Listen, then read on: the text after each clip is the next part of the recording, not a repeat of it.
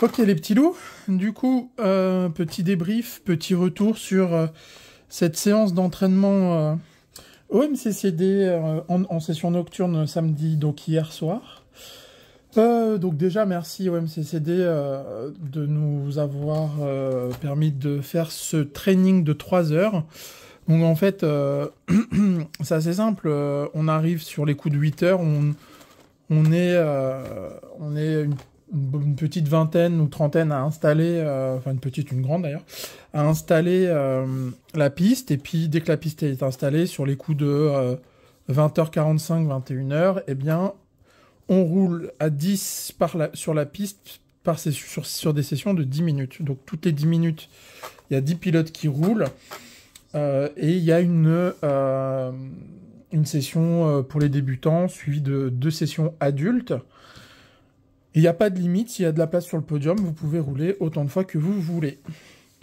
Donc moi c'était l'occasion, c'était la première fois que je roulais mon LD3 sur Moquette EOS, donc au MCCD. Une piste incroyable qui va a priori ressembler à la piste de Merlevenez, donc ce sera une piste très roulante et très rapide, a priori, si j'ai bien suivi. Et donc, on a testé les pneus Wasabi de chez Sismic. Axiom à l'avant, en silver, et Wasabi à l'arrière, toujours en silver. Moi, en standard, j'ai pas eu autant de problèmes qu'en mode, à savoir la durabilité du pneu. Ça tient 3 packs. On sent qu'à partir du deuxième pack, il y a quand même moins de latéral, donc c'est quand même un peu dommage. Mais à mon niveau, c'est pas hyper... Enfin, je le ressentais, mais j'arrive à le compenser au pilotage. Mais après, parlons un peu réglage. Moi, j'ai roulé 2 boîtes, puisque le deal avec Fabien, c'est qu'en 4-2, autant en 4x4, c'est lui qui règle la voiture suivant les retours que je lui fais, mais en 4x2, c'est moi qui règle ma voiture. Alors, il m'aide, hein, bien évidemment, mais comme je connais pas bien le 4x2, je sais pas trop comment... que demander au châssis, en fait, quelles sont les limites du châssis. Autant maintenant en 4x4, je les connais, en 4x2, je les connais pas. Donc, on a décidé de se mettre 2 boîtes. Juste, on a mis ici les ressorts orange à l'arrière et noir à l'avant. Il était un peu mou, mais les ressorts jaunes, ils sont sur mon 4x4, et donc, ben, j'avais pas de ressort jaune. Par contre, normalement, je suis censé recevoir les ressorts noirs high response. Donc, on verra si je les avant d'aller à la Coupe des Champions, je les installerai. Donc, moi, j'ai roulé de boîte. J'ai trouvé le comportement du châssis super cool, facile, très sympa, avec de la direction, tout ça. Et mais j'avais l'impression quand même de manquer de vitesse. Bon, après je suis en 13,5, hein, donc c'est sûr. Et donc ce qu'on va faire, c'est que j'ai pu tester le châssis de Fabien. Lui, il a fait un mix entre le setup de Michal Orlovski et le setup d'Olivier de Monfuma.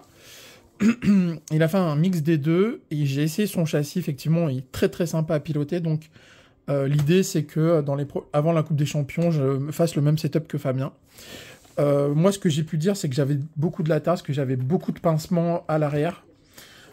Et donc, qui dit pincement dit plus d'arrière, plus en virage. On a plus de grip en virage, donc l'arrière décroche moins.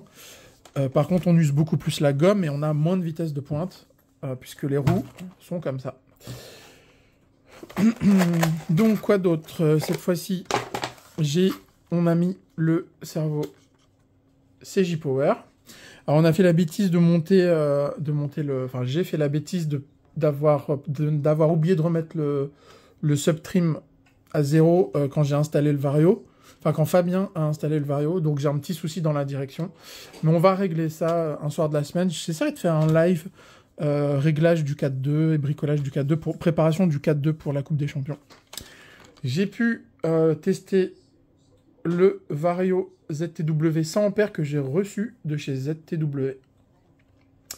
Avec ici, en fait, vous branchez le module Bluetooth que vous le branchez là pour régler votre Vario et avoir les datas. Ça enregistre les datas en temps réel.